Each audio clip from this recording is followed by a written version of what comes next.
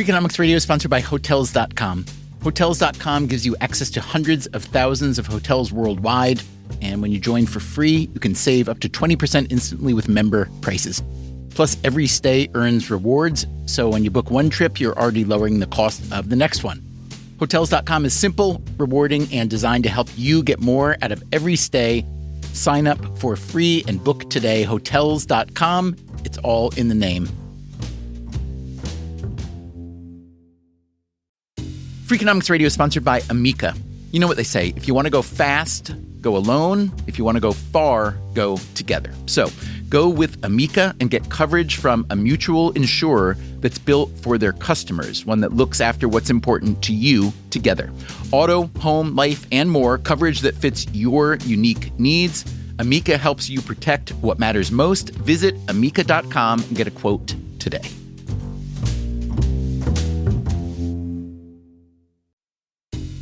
Freakonomics Radio is sponsored by TalkAboutPD.com. Let's talk about Peyronie's disease, or PD. It's not widely talked about, and some men may feel reluctant to bring it up, but it's more common than you would think. PD can happen when scar tissue builds up under the skin of the penis, causing a curve with a bump during an erection that for some men may lead to pain during intimacy and impact mental health. A trusted urology specialist can help diagnose PD and walk you through your options, including non-surgical treatment. Visit talkaboutpd.com.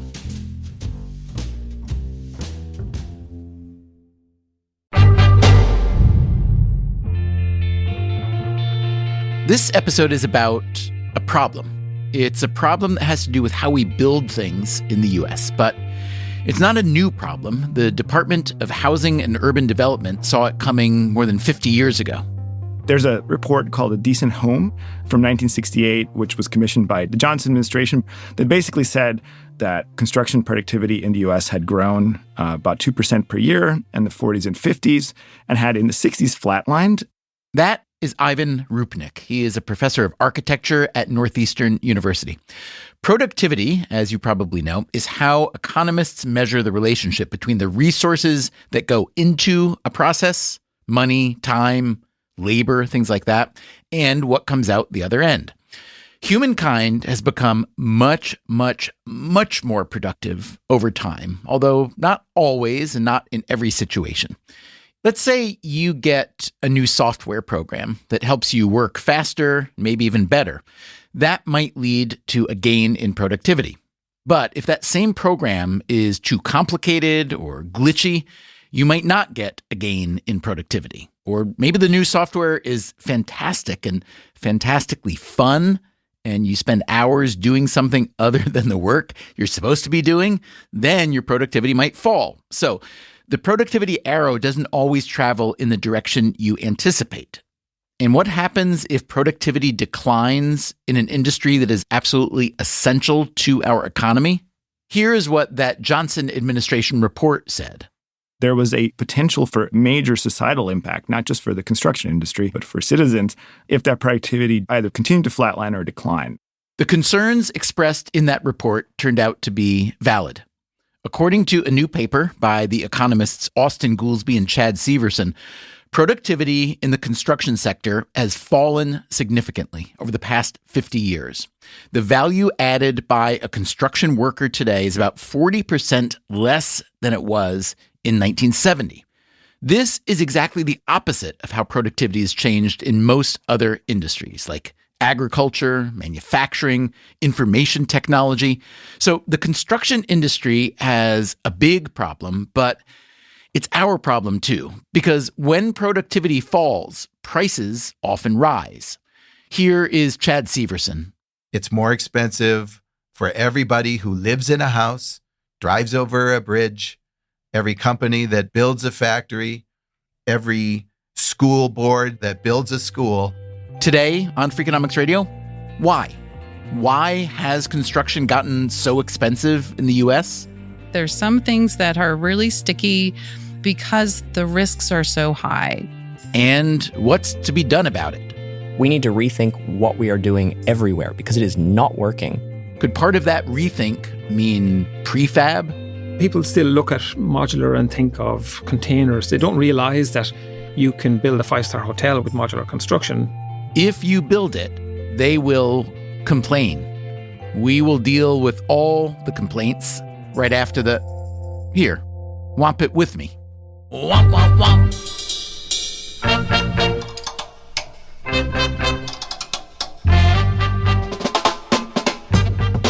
This is Freakonomics Radio, the podcast that explores the hidden side of everything, with your host, Stephen Dubner.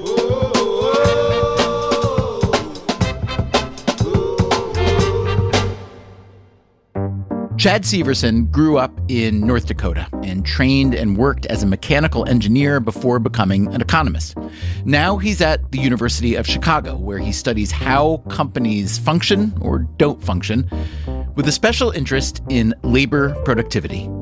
In the U.S., over a long history, call it over 120 years or so, as best we can measure it, on average, labor productivity goes up by about 2% per year. I mean, I'm not an economist, but that sounds like an awful lot over time. Well, what it means practically is every 35 years, a given worker hour is able to produce twice as much as they did before. So we're kind of doubling income per capita every generation. Now that 2% moves up and down, it's been kind of low lately. It's been more like 1% for the last 15 years or so. But again, over the long haul, 2% is a pretty typical number. At least as best we can measure, that's not been true for the construction sector. Construction represents about 4% of GDP in the U.S. That is a lot for one industry, certainly enough for an economist like Severson to be concerned if productivity is not growing.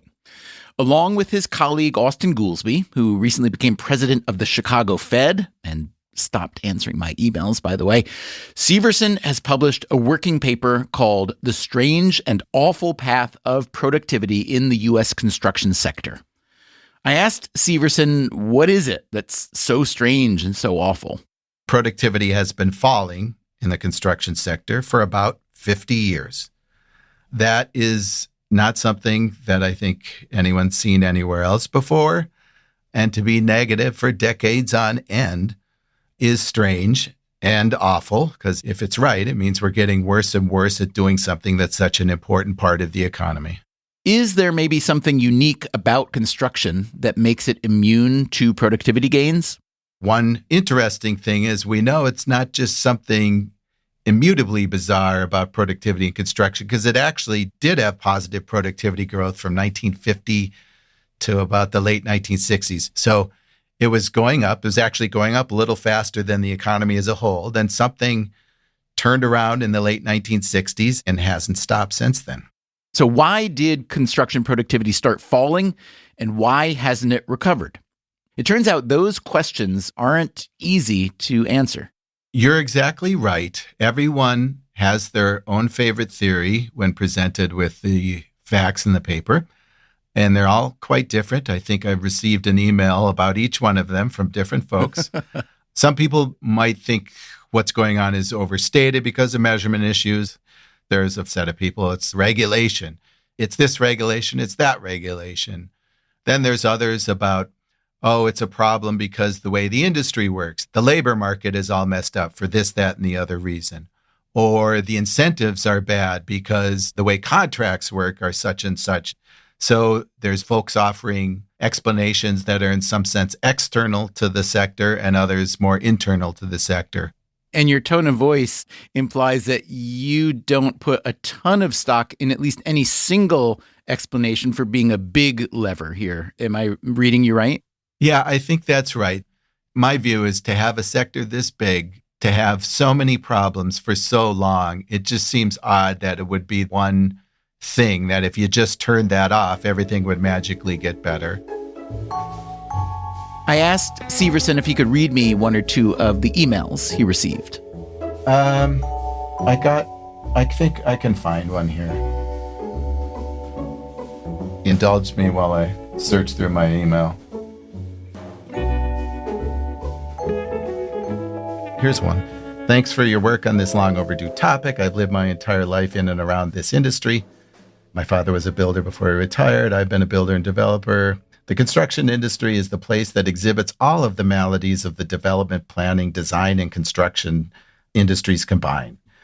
And then let me see if I can find one like about incentives, and then I'll see if I can find one about regulation. All right, let's skip those emails. I think we get the picture. I asked Severson if it might be useful to list some of the factors that he thinks aren't causing the problem. Sure. One way that labor productivity goes up is through increases in capital intensity, the amount of capital per worker.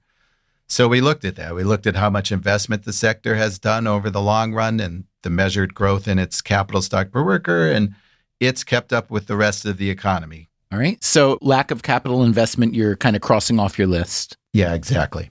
Then we look to see whether the prices of inputs that construction uses are going up faster than the prices of inputs that other sectors use. So have wages in the construction sector gone up faster than wages in other sectors? Or the intermediate materials that they're buying, are those getting expensive more quickly? And the answer in each case is no, there's no real evidence that the input prices that the sector faces is going up. So it's not that either. Okay. Another possibility is that basically everything's been taken in profits. They're not getting more efficient, but they're pulling out a lot of margin. You don't see that. That's not going up. One thing that you do see is that the average price of construction output is going up faster than the average price level in the economy as a whole. The average price of construction output is going up faster than the average price level in the economy. In other words, construction workers today are building more expensive buildings than they were 50 years ago. Now, that might not sound like a bad thing. Maybe the newer buildings are nicer or bigger, safer. Severson says that's part of the story, but only part of it. You might say, well, okay, maybe houses are changing over time. Their quality's going higher. Well, if they're getting bigger, fine, let's look at square feet. So we'll count square feet. Or we'll get really fancy. We'll use data calculated from the American Housing Survey to adjust for all the changes that we can observe in average housing. What's its size and number of bathrooms, et cetera, et cetera. And you can adjust for all that. And there, you don't have a negative growth anymore in that subsector, but it's basically flat over 50 years. One way to think about it is the number of square feet of housing that a worker in the housing construction sector builds now is the same as it was in the mid-1970s. Let's talk about the nature of the business itself. When you bid for a job, you're usually bidding against a couple others, so there might be some competition there. Once you get the job, however, your incentives shift a little bit, and a lot of your attention needs to go on the next bid. And if you win that next bid, then you may have a little bit of a labor shortage and then slow down job one in order to get job two going. Can you just talk about that as a problem inherent to construction? What you described, I know folks think happens, and I find it believable. You might think most sectors like, well, if you get more orders, you hire more people rather than let's take some of the people we have now making stuff for this customer and move them over. But I think it just gets to the broader issue of the way the sector works in average is you can make a lot of money when things aren't going as smoothly as possible. You just might not have the incentive to make things go smoothly, or you're trying to get that next contract. And so the most important thing, rather than being good at what you're already doing, is to just get started, even in an inefficient way, at the next thing. Look, there are a lot of, let's call them frictions, for lack of a better word, things that drive allocation of where construction happens just have other motives than let's get this done as effectively as possible. Okay, so let's look into some other factors that might account for the construction puzzle. For that, we will need another economist. I'm Ed Glazer. I'm the Fred and Eleanor Glimp Professor of Economics at Harvard University, where I also chair the economics department. Glazer is well known for studying the economics of cities with a particular angle. Much of my work in the policy side is focused on land use regulations and their pernicious effects on the affordability of American housing. In other words, Glazer is in the camp that Severson mentioned earlier, who think regulation has played a major role in the construction problem. And the consequences of this problem have been severe. Freddie Mac, or the Federal Home Loan Mortgage Corporation, estimates that the U.S. is nearly 4 million housing units short of where we ought to be. So what does that mean? It means prices that are higher than they otherwise would be, particularly in the most dynamic parts of America. It means that the most productive parts of America are much smaller than they otherwise would be. So in previous epochs in American history, Americans moved by the millions to those parts of America that were more productive, whether or not it was the Ohio River Valley in the 1810s and 1820s, or California in the 1930s and 1940s, or African Americans leaving the Jim Crow South to find both economic opportunity and a little human dignity in the cities of the North. This is the traditional way that America has dealt with technological change, is by moving to it. That doesn't become possible if it is impossible to build in Silicon Valley or Greater Boston. Housing shortage also means an intergenerational transfer of wealth because, people who bought in 1972 in Los Angeles have done very, very well. Their children's generation or their grandchildren's generation, they still need to buy a home, but they're not going to be able to afford that home, at least not unless they've gotten very, very lucky. And so there's sort of massive harming of the young. And in some sense, this is a larger phenomenon that's related to the things Manker Olson wrote about 40 years ago in The Rise and Decline of Nations, in which in a stable society, insiders basically figure out how to rig the game for themselves. And in some sense, that's what I think of as being behind this housing shortage, that incumbent owners have figured out how to use a maze of rules and regulations to protect what they have and to make sure that they don't have any sort of inconvenience. But people do pay a cost for it, and the cost is paid by outsiders. And why does Glazer think that regulations are behind this problem? I will certainly not claim that the evidence for that is ironclad, but I will push what I think is my preferred hypothesis, which is that what all the regulation did was it ensured that it became very, very difficult to focus on mass production. The most obvious is just minimum lot size. A rule in a suburb that says you cannot build on less than 1 acre or 2 acres, or heck, there are parts of greater San Francisco where it's a 60-acre minimum lot size. Those are going to be, the most obvious limitations on building. Now, there are also a variety of more subtle ones. So, for example, in Greater Boston, almost universally, there are limitations on building next to wetlands that go beyond the state's already fairly rigorous rules on protecting wetlands. So it's very easy to sort of think of wetlands and, think this is the Everglades. This is a great natural thing. Wetlands are defined basically so that anything that's at all swampy means that you can't build on it. In fact, one town in the survey that we did 15 years ago actually defined wetlands as a wicked big puddle. So you talk about all those regulations as if they have a pretty sizable negative component. On the other hand, I could say, hey, Ed, more labor regulation means there's greater safety and work-life balance. More building regulations means our buildings are safer, maybe have, cleaner utilities and are better for the environment. So is that maybe the cost of doing business in the modern world where we want everybody to be well taken care of? There are plenty of regulations that we want. So in the 19th century, New York became healthier, not just because it built the Croton Aqueduct, because it built sewers, but because it actually required tenement owners to connect to those sewers. And I am certainly in favor of regulations that actually make sure that workers die less often on construction projects and regulations that make sure that buildings don't fall down. But you do want to have some sense of cost-benefit analysis, and you also want to understand that even from a purely environmental perspective, restricting building, particularly restricting building close to an urban core, has costs as well as benefits. The more that I restrict building near to Boston, it means I'm going to get more building farther away from Boston, which is also going to eat up land and is going to involve a more carbon-intensive lifestyle, which is going to impose its costs on the planet. So you really want to be balanced about these things. Glazer points to another unintended consequence of tougher regulations. If you think about a world between 1960, when, Levitt could just build thousands of houses and there wasn't anyone to say no, versus the world of 2010 or 2020 when, everyone got to say no to everything. The Levitt he's talking about is William J. Levitt of Levittown fame. Levittowns were huge suburban developments with affordable homes.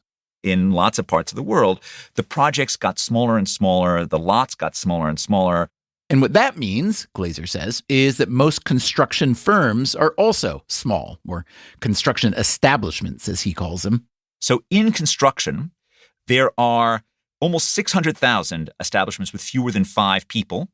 By contrast, there are exactly 101 establishments with more than 1,000 people. Compare that with manufacturing, which has 171,000 establishments with fewer than 5, so less than a third, and 990 establishments with more than 1,000. So almost 10 times as many really big ones and less than a third really small ones. So a completely different skew of the size of the entity. A similar way of seeing the small size of this comes from the CoStar data, which is about residential parcels being developed. So out of their sample of about 3,700 parcels, the median parcel is 7.3 acres and has 3.2 units. These are tiny things. You're not getting any benefits from scale economies there. Little firms are, figuring out how to fit little things inside little spaces and are being wedded to this sort of tiny firm model is symbolized by what California has tried to do to increase the supply, which is to make it easier to add a second unit on an existing parcel. So if I own a thing, I can add an extra unit. Now, I'm cheering for that. I think it's great that they're doing something. I'm not at all a critic of that. But, this is not mass production. This is not Levitt. This is not Henry Ford. This is not the sort of thing that makes products genuinely affordable to middle-class people. Let's say I want to build a 12-story office building, and I want to do it in either Austin, Texas, or Boston, Massachusetts. How much difference is there in the process in those two places? I'm going to revert to the Turner and Townsend data on this, which comes from a survey of builders. It's about $700 a square foot in New York and San Francisco. It then goes closer to $500 in Chicago, and then Houston is closer to $300. I'm sure there will be developers who will then say, that's absolutely crazy. It costs me a lot more than this. It costs me a lot less than this. And I'm sure that is true. Depends on the nature of the product and so forth. But that's the Turner and Townsend data. That shows a sort of twofold difference between LA and Chicago, and then even more in New York and San Francisco. And what would you say are the top three drivers of that cost difference?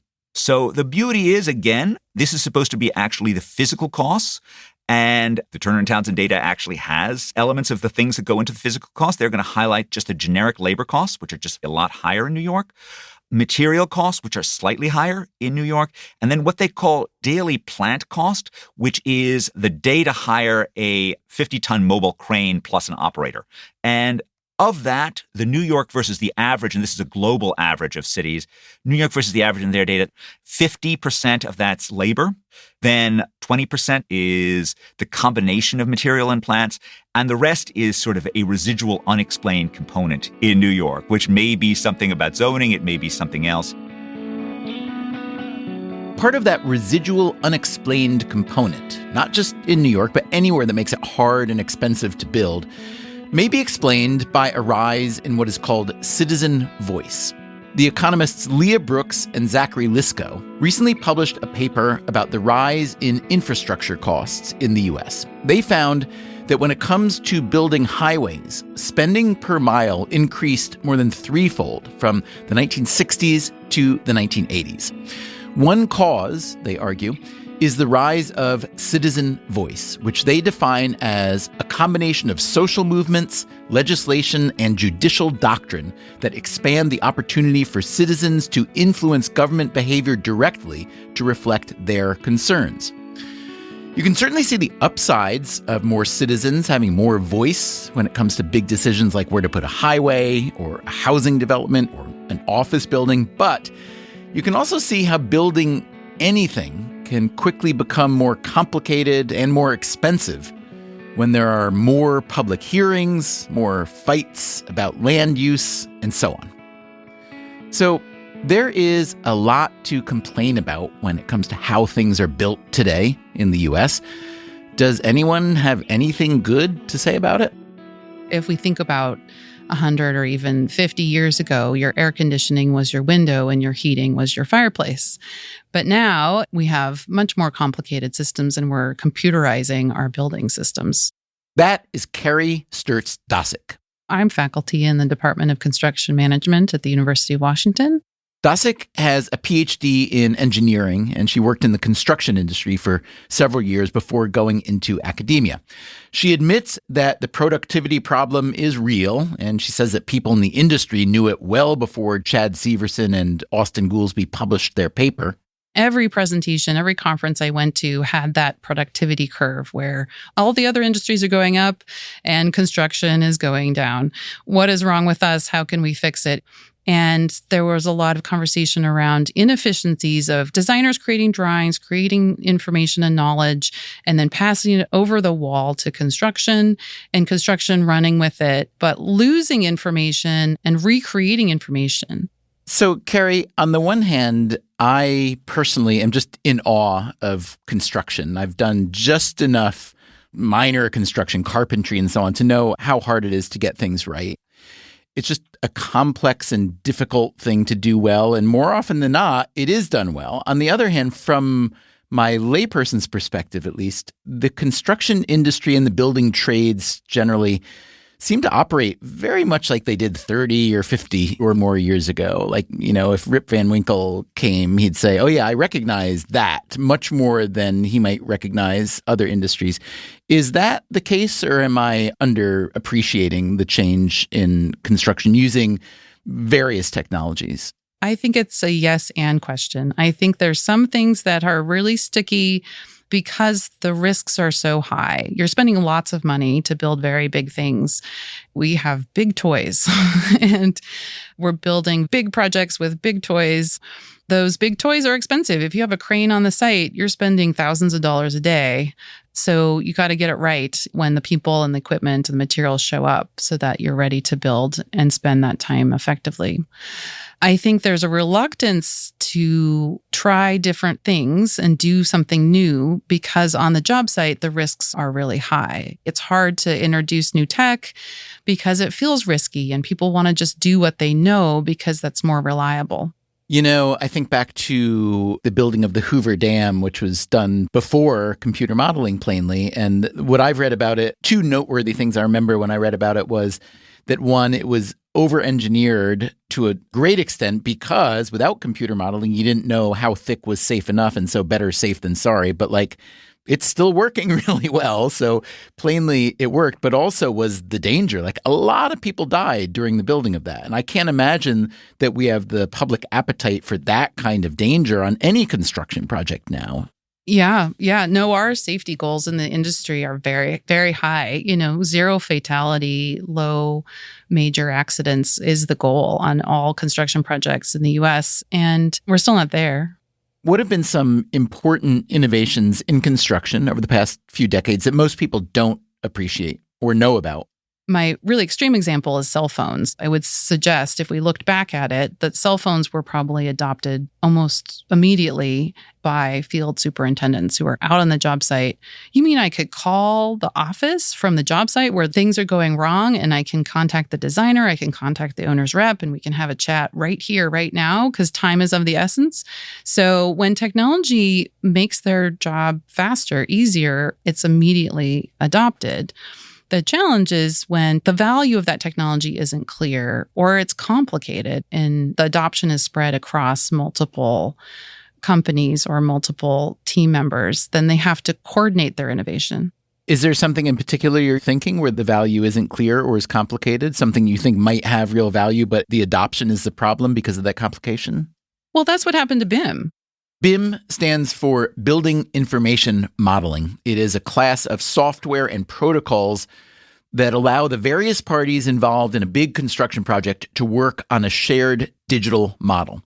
BIM's advocates hoped that it would make the construction process more efficient. But when you are building a skyscraper or a bridge, the pursuit of efficiency can seem risky. I was at a conference a few years ago and we were talking about this for civil work, for making roads. And the designer said, oh my gosh, you mean that my line that I make on my drawing is going to operate a bulldozer? The idea of that really scared the heck out of them because it was challenging the rules and separations of the contractor has the means and methods of production and the designers have the design intent of I want the road to go this way at this angle. You figure that out, builder, right? And the builder holds the risk of making it happen. But if you connect digitally the drawing to the making, you've just broken that separation. Part of the challenge with construction is that every project is unique, and that most of the work has to be done in a specific space and within the constraints of that space. You can't get the kind of controlled precision you get in a factory that makes semiconductors or cars or dishwashers. But what if you could? Chad Severson again.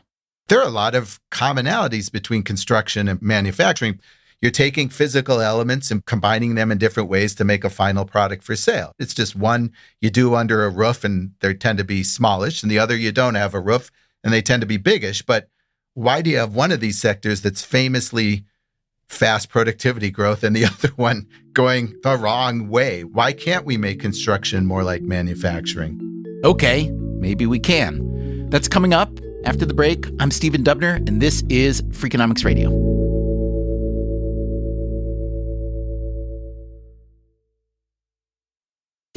Freakonomics Radio is sponsored by Figure. Did you know that 40% of homeowners own their home outright? If that's you, don't let your equity sit idle. Tap it with a home equity line of credit. Figure, the #1 non-bank HELOC lender in the U.S., helps tap equity you've built in your home so you can do things like tackle a renovation or pay down debt. HELOC is a line of credit secured by your home. You can draw what you need, repay, and draw again. Figure offers a 100% online application. Get approved in 5 minutes and funding in as few as 5 days. It's faster than a bank loan and cheaper than a personal loan. Check your rate today without impacting your credit at figure.com/Freakonomics. This post is sponsored by Figure, NMLS ID 1717824. Figure is an equal housing lender. For more information about their licensing, visit nmlsconsumeraccess.org. Figure's HELOC is subject to credit approval and terms apply. Freakonomics Radio is sponsored by Southern Company. The world and its energy needs are always changing. Southern Company's commitment to meeting this demand stays the same. That's because Southern Company believes energy is more than a utility, it's what powers possibilities. So they are looking ahead and investing $80 billion in infrastructure upgrades and are committed to fueling growth in ways that benefit all customers so that reliable and affordable energy is accessible for generations to come. Go to southerncompany.com to learn more. Southern Company, building the future of energy.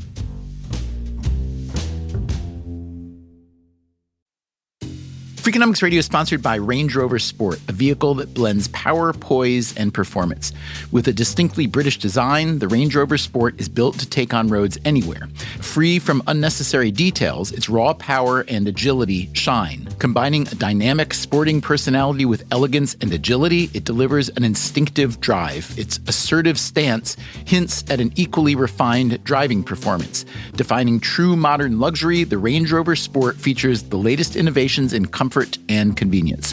The cabin air purification system, alongside the active noise cancellation, creates a new level of quality, comfort, and control. Terrain Response 2 offers 7 terrain modes to choose from, fine-tuning the vehicle for any challenging roads ahead. A force inside and out, the Range Rover Sport is available with a choice of powerful engines, including a plug-in hybrid with an estimated range of 53 miles. Build your Range Rover Sport at rangerover.com/US/sport.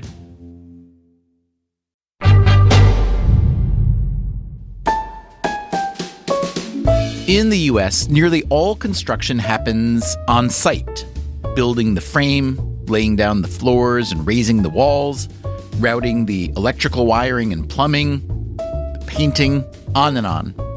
But it doesn't have to be that way, at least according to this man. I'm Vaughan Buckley, founder and CEO of the Volumetric Building Companies. Also known as VBC.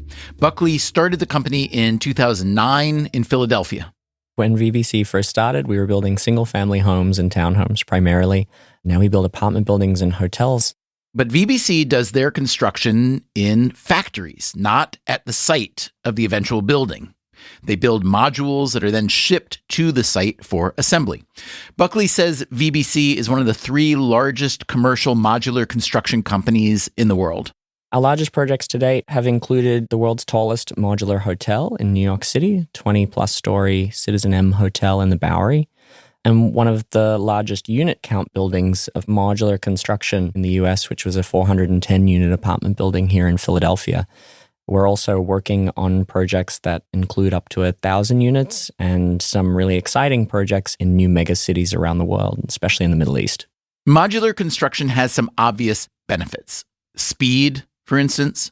On average, we produce buildings in half the time, less than 50% of the time that it takes to build it on site.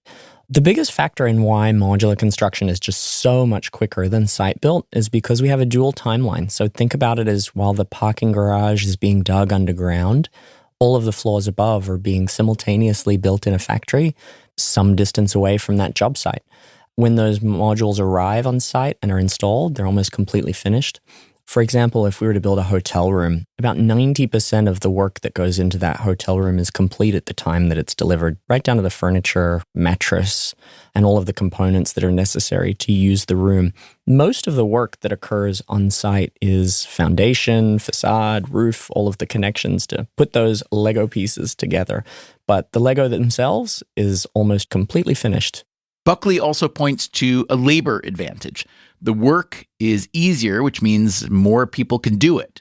When you think about this from a factory environment perspective, you eliminate the demographic restrictions that are preventing folks from entering this industry. People that can't lift a whole sheet of drywall by themselves and carry it upstairs. People that don't want to hang heavy things above their head and would rather work in an office job. They can now join a factory, work on a floor, use computers and robotics to help them, and be in a safe environment with the access to the tools that they need to do their job more efficiently. And the efficiency of factory building means less waste and pollution. One independent analysis found that modular construction produces 40% less emissions than conventional construction. Construction is the highest of all industries from an impact perspective, resulting in almost 40% of the world's carbon. Our buildings are currently producing 66% less carbon than the UN construction benchmark. We're ahead of 2030 goals in most countries already, simply for the modules that we produce today, which are getting better. So that all sounds impressive and promising, but in the US, only 6% of construction is modular.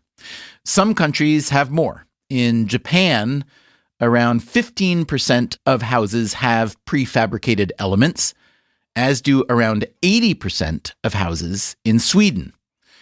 There are different types of modular construction with a different breakdown between what happens in the factory and what happens on site. Some modular builders just assemble the structural components like walls and roofs off-site. Others, like Buckley's firm, transport entire 3D modules.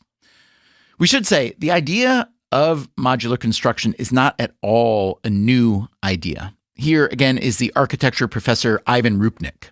Around World War I, there was a lot of really important, innovative, industrialized offsite construction happening.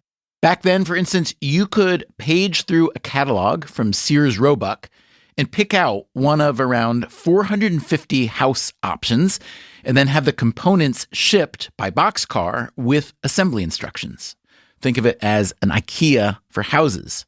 Maybe it's no coincidence that Sweden is so big on modular houses today. But the U.S. never really got with the program. It wasn't for lack of trying. In 1969, George Romney, Mitt Romney's father, was the Secretary of Housing and Urban Development, or HUD. He put forward a plan called Operation Breakthrough.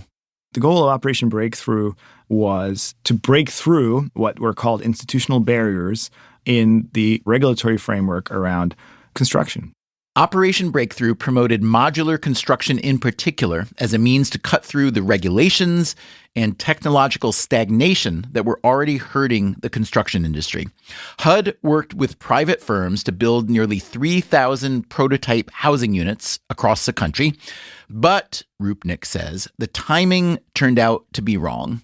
Some of the funding was removed at a critical moment where these 20-odd companies that had just made significant investments of their own without federal funding into new factories, into new employees, were met with not just a lack of that aggregated demand that was promised, that was argued by George Romney, but they were also met with the energy crisis and an economic downturn, producing kind of an extinction event in companies. It's interesting because a similar program went underway in Japan at the same time.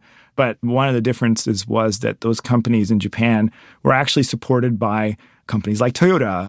In our case, many of the companies were not as well capitalized. And so they were not able to survive that. And so we lost the knowledge. And we also never completed that framework transformation.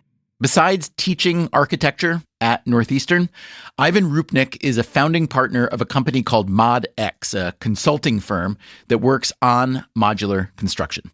ModX has been working with HUD to study the accomplishments of Operation Breakthrough. Some of them were procedural, for instance, creating a national code for mobile homes or manufactured homes, and some were inspirational. Countries like Japan and even the European Union generally have literally done what the late 60s HUD proposals were for the U.S. Did they copy the HUD report or did they do this independently? So in Japan, which from our research is probably the most manufactured housing friendly regulatory environment in the world, they sent delegations to visit HUD specifically during this work. The European Union, generally speaking, really started in 1975 to think about shifting from a myriad of prescriptive codes to a performance-based code, performance-based codes being codes that describe how something should perform and not telling you the specific recipe. It's taken them 50 years, and they still haven't completed that process of getting the now 27 member states of the European Union to adopt it. But a country like Sweden, for example, which adopted it early, has had direct impact in the industrialized offsite construction space and can now demonstrate an increased productivity of 10% as compared to conventional construction. In 2015, an American company called Katerra tried to finish what HUD had started. Katerra described itself as a technology-driven off-site construction company. It was founded by Michael Marks, who had been interim CEO at Tesla, and they had more than $800 million in funding from the Japanese investment firm SoftBank. Here again is Vaughn Buckley of the Volumetric Building Companies.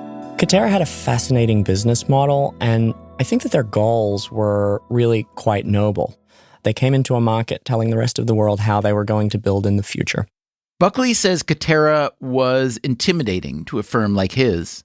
At the time that Katerra was really raising the vast majority of their cash, we had raised $0 and had produced more products than they had. So it was certainly scary to us when we saw the billions of dollars that were getting pumped into the business and the lack of track record that was resulting from that investment. Katerra had a number of modular factories in California, Arizona, Washington State, in India. They put up a Marriott hotel in Texas, a big apartment building in Virginia, a townhouse project in Arizona. But the finances weren't working. In 2021, Katerra filed for bankruptcy, and they shut down. They're trying to invent their own ways of doing things in so many different parts of the construction industry that it was almost impossible for them to achieve what they needed to in the time that they wanted to do it. They're trying to revise 150 years of history in two by throwing a few $1 billion at it. It didn't work. It did work for Buckley's company. They acquired a lot of Katerra's assets, including one of their factories. The Katerra story may have been a particularly visible failure, but the construction industry is full of them. Here again is Carrie Sturtz-Dosick from the University of Washington. I watch these companies kind of stand up and be like, we're going to disrupt. We're here to disrupt. In construction, I don't think we're shaking in their boots very much, but not because we didn't want to be disrupted. I think there's lots of people in our industry that have been championing disruption for a while and like, we're ready to change. Come on, let's go. But each of those disrupting companies came into the space and were like, whoa, this isn't working. It's not disruptable, or we're not big enough. In the case of Katerra, Ivan Rupnik thinks there has been an impact. I think their legacy is already positive. They didn't just find the best people. They put them together and they trained each other. A number of the factories they built are still in use by great new companies. They actually proved out both that some of these concepts that have been working for 30, 40 years abroad could work technically. And they reinforced some of the barriers that I think the federal government identified in the 60s and 70s and was not able to fully overcome. But there is a paradox here, going back to something Ed Glazer told us earlier. The centralization and scale that could launch a modular boom in the U.S. are at odds with the reality of American construction, which is dominated by really small companies. Still, Glazer has a vision for what could happen next. You can imagine a world that doesn't feel that different than, for example, what happens with solar panels, which is the solar panels can be produced by a large factory, but then it's going to be installed by a small mom and pop operation.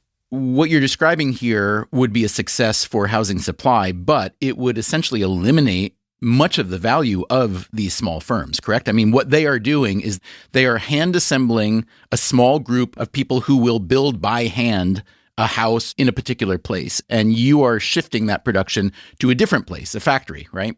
You're right, and it is certainly true that in the 18th century, a lot of old-style weavers were pretty darn upset by, Arkwright. That is certainly true. Technological change always has winners and losers. I guess I would rather protect the construction industry with a robust safety net and with robust education for people of all income levels rather than trying to shut out technological change.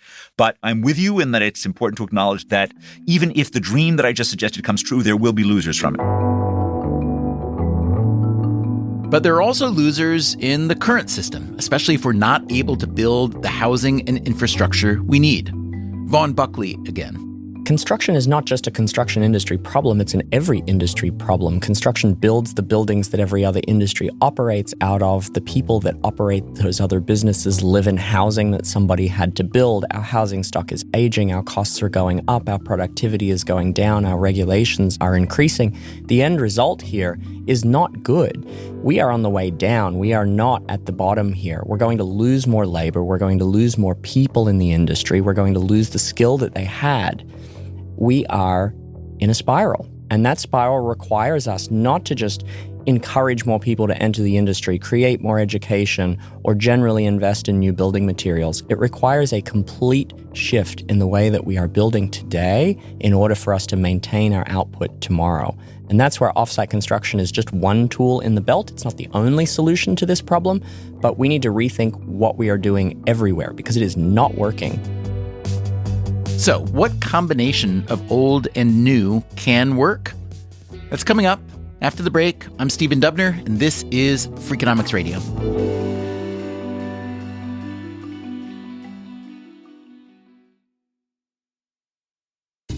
Freakonomics Radio is sponsored by Principal, the perpetual pen tapper, the arbitrary fridge reorganizer, the holiday party planner that starts in May.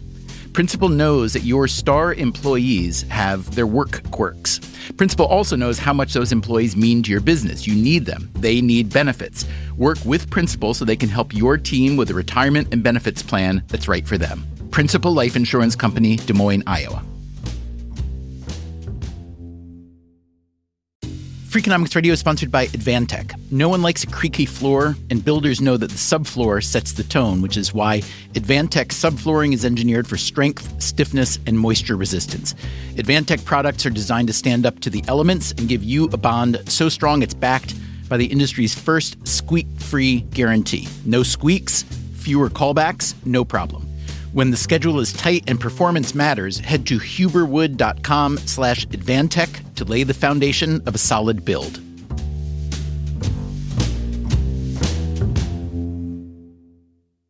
Freakonomics Radio is sponsored by LinkedIn Ads. Ever invested in something that didn't live up to the hype?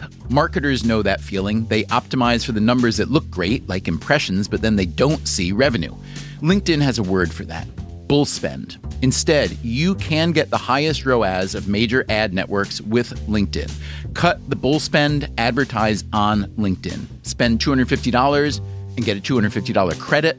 Go to linkedin.com/Freakonomics. Terms apply.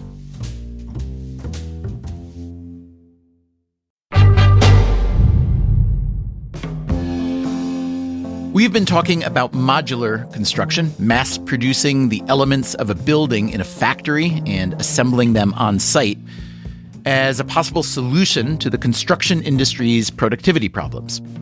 As you listened, you may have been thinking, that sounds great. It's also possible you were thinking, that sounds like a recipe for buildings that are hideous. People still look at modular and think of containers. They don't fully understand what they're getting. They don't realize that you can build a 5-star hotel with modular construction. That is Michael Hawke. He runs MJH Structural Engineers in Dublin. His company was behind the design of what is currently the tallest modular tower in the world. There are 2 towers, actually, in Croydon in South London. And the planners in Croydon unusually wanted to go taller and taller. So it was a very unusual situation where our client wanted to go taller, obviously, and the planners wanted to go taller. And as structural engineers, we're looking at what we can achieve and what we're comfortable with. One of the towers is 44 stories, the other 38. Before them, the tallest modular tower was a 32-story apartment building in Brooklyn near the Barclays Center Arena. That project had a lot of structural issues. It wound up taking much longer, costing much more than planned. The Croydon towers were different. Oh, I think all in it was 3.5 years or something like that. It was incredibly quick. It was on a derelict site that had been derelict for over 20 years. It was part of a regeneration of the area. It was seen as a flagship building in the area. When you have everybody on board, client, architects, planners, everybody wants to see the delivery as quickly as possible. It's quite amazing what can be done, which is very different to planning rules and how they work normally. The two apartment towers are made up of around 1,500 separate modules that stand taller than anything else in the area. The skyline in Croydon has definitely changed. There are 546 housing units, an art gallery, a cafe. And how long would it have taken to build all that with traditional methods? You'd probably be closer to five years, I suppose, in total. So it's a lot faster. And some of that comes from the fact that there's parallel construction methods going on, that you have your site being built and your building is being built in a factory at the same time. So there are two parallel streams of work. And then the taller you go, the more significant that percentage is. Now, as Hawke tells it, the Croydon project was a bit of an anomaly from a regulatory perspective. A collective desire to get the towers built quickly pushed aside some of the usual slowdowns. You could imagine advocates of modular buildings citing Croydon as an example for how lawmakers and planning boards should think about the future of construction. Hawke points to another viable example in Singapore. Singapore have demanded that if you do a building on government lands, it has to have at least 70% offsite within that building. So they're encouraging offsite. And as a result, their offsite industry is very strong. They're producing some amazing buildings at real pace and having a significant effect on their market. I think governments probably need to do that, but it's a little bit of a chicken and egg situation. If you're going to do that, you need to know that the businesses are there to support that 70%. How do you get to a level whereby you know that you can be confident that there's enough manufacturing capability to do the 70% of all the work you want to do? So it's a really difficult situation if you're not there. And if you're low in the numbers, I mean, I think in the States, you're at like 6% in terms of modular in the country. So could the States decide they want to do 70% of their constructions? Would the 6% be enough to pick up that? Who knows? Getting even halfway to that 70% mark in the US would require a lot of innovation within the construction industry. And the research paper that inspired this episode by Chad Severson and Austin Goolsby proves there just hasn't been very much innovation. We asked the construction scholar Carrie Sturtz-Dosick to read that paper and tell us what she thought. I had more questions than answers when I was reading the paper. One of the things they said was that the investment in R&D is pretty low in construction. I agree with that. In our own attempts to build industry partnerships, it's hard because when we talk to our industry partners, they say, well, I don't have an R&D budget to work with you. So what happens then is people are asked to innovate in the projects that they're working on. And while some projects that we've studied have been effective at being innovative within that context, other projects are stuck. Dosick says she can envision a time when construction is radically transformed by automation and industrialization. The future version is robots going out and building houses in a day. Yeah, when do we get that? Well, I think when we can build in space, we'll be able to build on Earth too. I think the construction in space will motivate construction. One of my undergrads is going to work for Blue Origin and focus on construction in space. And I was like, oh my gosh, that's the frontier right there. That technology will motivate the ways and change the ways we work on Earth. Until then, what changes can be made down here? We asked Vaughn Buckley what he thinks it would take to boost the modular construction industry. I think about the carrot and the stick as the two ways that we can make sure this industry succeeds. Many countries have chosen the carrot. For example, Canada has put over $500 million into a recent initiative to speed up housing deployment, which has invariably gone to the modular and offsite construction space because there's no way to speed up housing unless you put it in a factory. California has issued home key regulation, which gives equity dollars for units that are on the street within 12 months of that funding being issued. The only way to get units on the street within 12 months of funding is to renovate existing buildings or build in a factory. Then you go to places like Ireland, where they've recently implemented a stick. The stick in this case is regulations that call for new public housing units to be built in factories. And the reason that they've done that is if they've carefully analyzed the results, the costs, the efficiency, and the labor market and said, we have no chance of building what we need to build in the field over the next 10 years. So it's now time for us to tell the industry how to do it. And back in the US, what about easing up on some regulations to boost construction? Here again is the economist Ed Glazer. So most land use regulation is local, and most of the things that need to happen for this to change are local.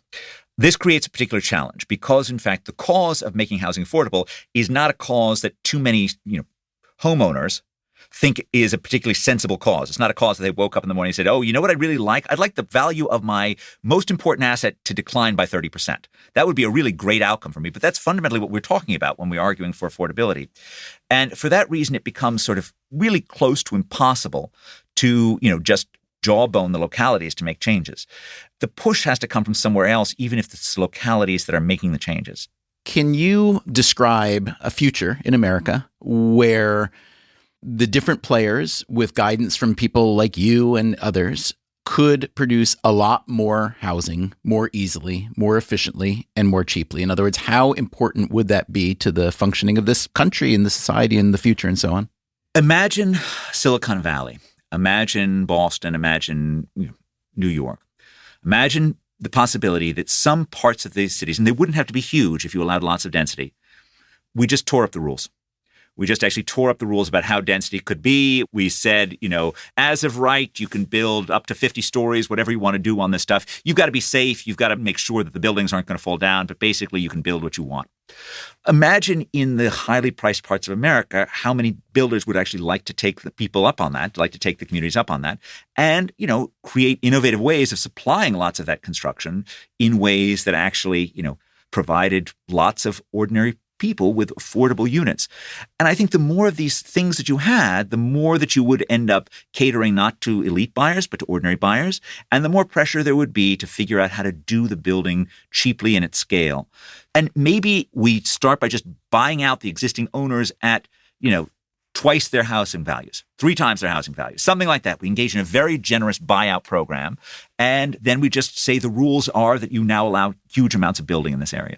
That sounds like a really fun experiment to run. Is anybody doing it? Parts of East Asia allow this. But not on these shores yet. Not that I am aware of. If someone is listening to this and has a few $100 million or maybe a couple billion spare dollars in his or her pockets, would this be a significant and legitimate project to try to engage in with some city or state that's willing? If the demand is there for the housing, then sure. If you got, 50 acres of prime land in Silicon Valley that you were allowed to put, 5,000 units on, yeah, absolutely. There are, in fact, some tech billionaires trying to do something like that, but with a lot more than 50 acres. A mysterious company, in the words of the New York Times, with funders including Reid Hoffman, Mark Andreessen, and Laurene Powell Jobs, has spent over $900 million to buy tens of thousands of acres on the northeastern edge of the San Francisco Bay Area. It is mostly agricultural land now. Their goal is to transform it into a city as dense as Paris or New York. Is such a thing even remotely possible in California, which has some of the strictest building regulations in the world? If so, that might go down as one of the most radical innovations in the history of construction. Let us know what you think of this idea and what you thought of this episode. Our email is radio@freakonomics.com. Coming up next time on the show, if you build more housing in cities, that would make even more people reliant on public transit. So, should public transit be free? That's next week. Until then, take care of yourself, and if you can, someone else too.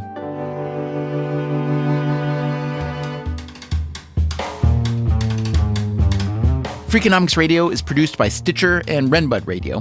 You can find our entire archive on any podcast app, also at Freakonomics.com, where we publish transcripts and show notes.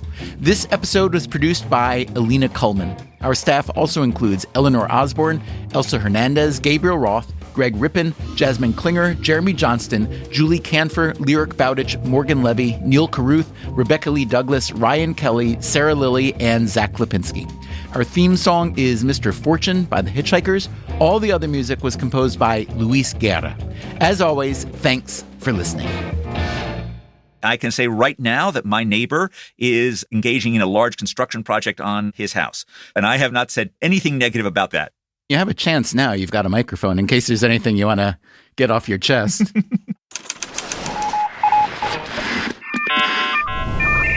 The Freakonomics Radio Network, the hidden side of everything.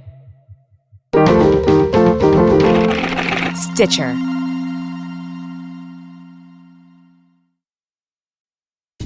Freakonomics Radio is sponsored by Ozempic.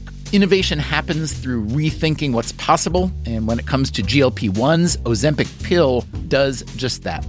Learn more about Ozempic semaglutide tablets, 4 and 9 milligrams, by calling 1-833-OZEMPIC or visit Ozempic.com to view the medication guide and ask your doctor what's possible with FDA-approved Ozempic pill.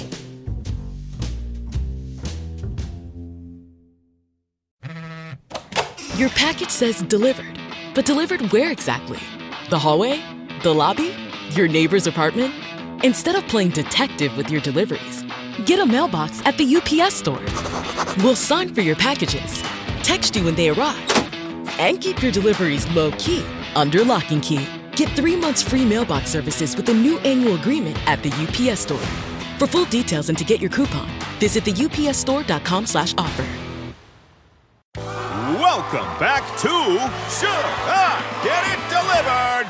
Contestant, you're out of food and your meds, but are too tired to get up. Do you A, pout, B, beg your roommate, or C, get Walmart to deliver it all same day? Same day? Who knew? Gonna go with C, Walmart. That is correct. Walmart offers same-day delivery for prescriptions, groceries, and more. I love not leaving my couch. Walmart. Who knew? Subject to availability, restrictions, medication exclusions, and fees apply.